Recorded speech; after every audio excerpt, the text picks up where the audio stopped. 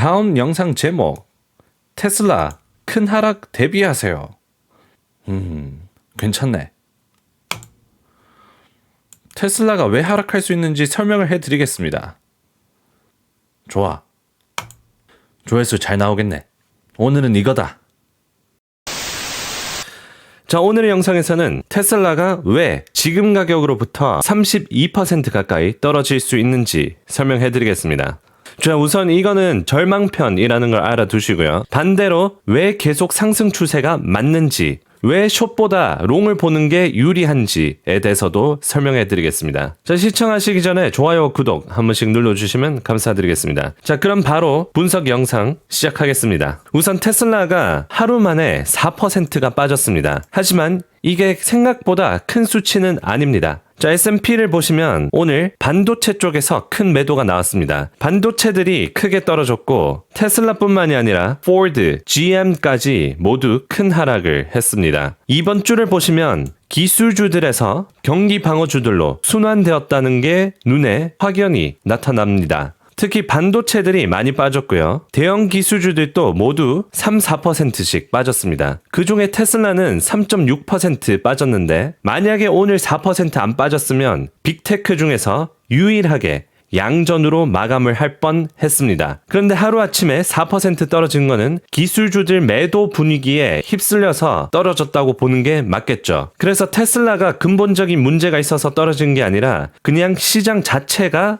떨어져서 같이 떨어졌다고 볼 수 있습니다. 테슬라 영업이익률을 보면 이번 분기에 바닥을 찍고 점차 오르는 추세로 전망을 하고 있습니다. 따라서 영업이익률도 점차 상승하는 추세로 전망을 하는 거죠. 그래서 테슬라는 영업이익률에 성장세가 있습니다. 마찬가지로 매출도 이번 분기에 바닥을 찍고 점차 올라가는 추세가 월가 컨센서스로 잡혀져 있습니다.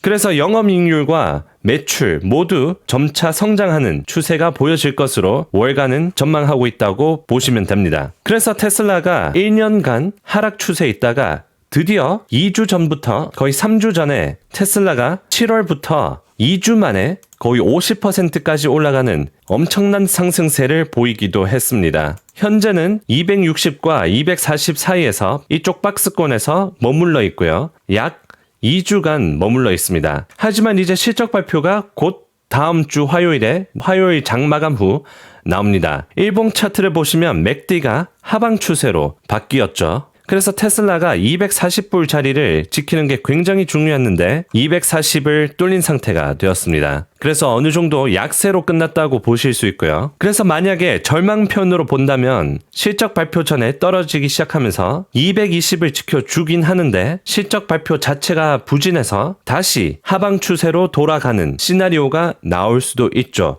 하지만 이건 절망편이고 가능성은 낮다고 봅니다. 하지만 만약에 그렇게 된다면 지금 가격에서 마이너스 33%가 떨어질 수 있고요. 아무래도 추세는 하방이다 보니까 이런 시나리오도 볼 수 있습니다. 그래서 어떻게 대응을 해야 될까요? 우선 1차 매수 지점을 217로 볼 수 있습니다. 여기까지 떨어지면 매물대가 많기 때문에 버텨줄 가능성이 높고요.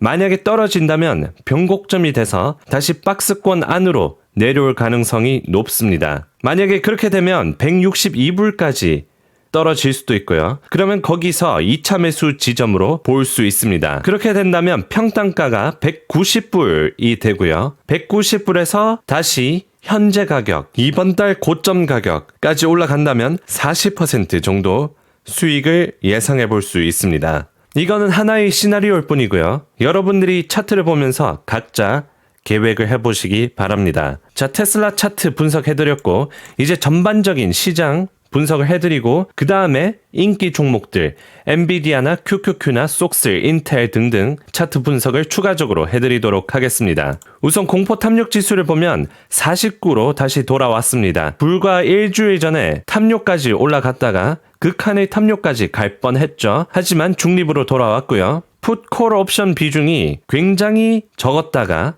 풋옵션이 점점 늘어나고 있습니다. 가장 눈에 띄는 거는 이 빅스 지수인데 변동성 지수가 점차 크게 상승하고 있습니다. 제가 13일 전에 엔비디아 큰 상승은 끝입니다 라는 영상에서 분석해드렸는데 7월 중순 이후로부터 실적 발표들이 많이 나오면서 변동성이 커질 위험성이 있다고 말씀드렸는데 이틀 만에 빅스가 13에서 거의 17 가까이 상승했습니다. 그래서 시장은 변동성을 싫어합니다. 불확실성을 제공해주기 때문인데 이번 주에 ASML 실적 발표가 부진하게 나오면서 시장의 변동성 폭이 커졌습니다. 그리고 크라우드스트라이크가 마이크로소프트 윈도우 업데이트를 윈도우 보안 패치를 하면서 글로벌 IT 정전까지 일으키면서 기술주들의 큰 하락을 이끌었습니다. 하지만 실적 발표가 잘 나오면 거시경제 상태는 굉장히 준수한 상황인데 9월 달에 금리 인하가 기정 확실화되고 있습니다. 현재 시장은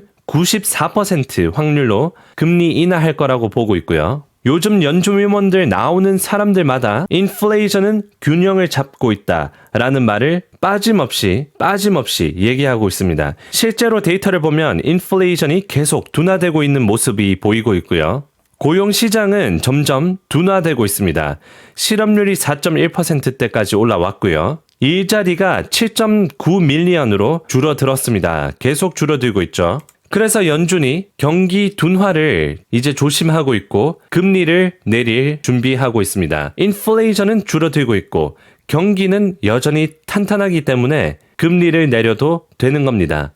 연착륙이 가능하다고 시장은 보고 있습니다. 자, 이제 개별 종목들 차트 분석해드리겠습니다. QQQ, AMD, Vertiv 홀딩스, 스타벅스, 치폴레, 펠란티어, 그리고 아이온큐 분석해드리겠습니다. 라이브 방송 때 리스트 받은 게 이렇게 쭉 있긴 한데 이것들은 다음 영상에서 추가적으로 분석해드리도록 하겠습니다. 자, 우선 QQQ를 보시면 상방 추세에서 벗어났습니다. 4월부터 7월 중순까지 나스닥이 AI 힘에 입어서 꾸준하게 상승했는데 3, 4개월 만에 상승 추세에서 떨어지고 있습니다. 현재 이평선 60 근처까지 가고 있고요. 악재가 많았던 올해 4월달 이평선 120선까지 떨어지려고 하고 있습니다. 자, 추세를 그려보면 이평선 60에 찍고 반등이 나왔다가 4월달처럼 큰 악재가 나오고 매도가 나오면 446까지 떨어졌다가 회복하는 시나리오를 생각해 볼 수 있습니다.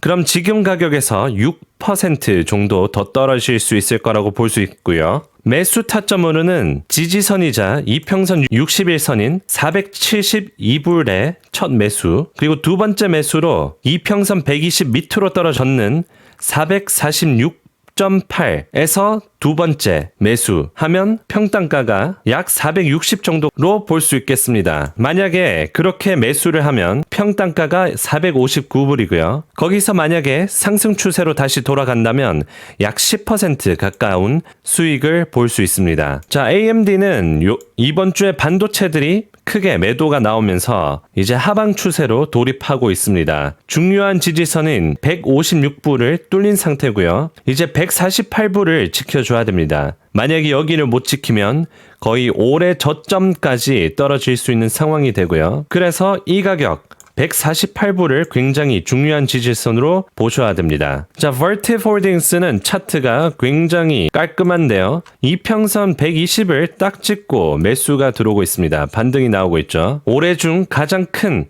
조정이 온 거고요. 요즘 반도체들이 부진함에 따라서 Vertiv가 약세로 전환했는데 이제 반등하고 90불 저항선을 뚫을 수 있을지 보시는 게 좋을 것 같습니다. 자, 스타벅스는 여기 더블 바럼을 찍고 상승하고 있습니다. 현재 가격 79불에서 거의 88불까지 매수를 볼 수 있을 것 같고요. 오늘 엘리엇 매니지먼트라는 행동 투자 기관에서 상당한 포지션을 구축했다라는 뉴스가 나오면서 주가가 크게 상승했습니다. 자, 그리고 치폴레 멕시칸 그릴 거의 경기 침체급으로 떨어지고 있습니다. 자, 주봉 차트를 보시면 작년 10월 달에 이평선 60을 딱 찍고 매수가 들어온 걸 확인할 수가 있는데 여기 51불 자리가 굉장히 중요한 자리입니다. 지지선이기도 하지만 이평선 60이 만나는 자리이기도 해서 만약에 여기를 찍고 떨어진다면 굉장히 약세라고 볼 수 있고 보통 여기서 찍고 반등이 나올 가능성이 높습니다. 그래서 치폴레는 여기 51불이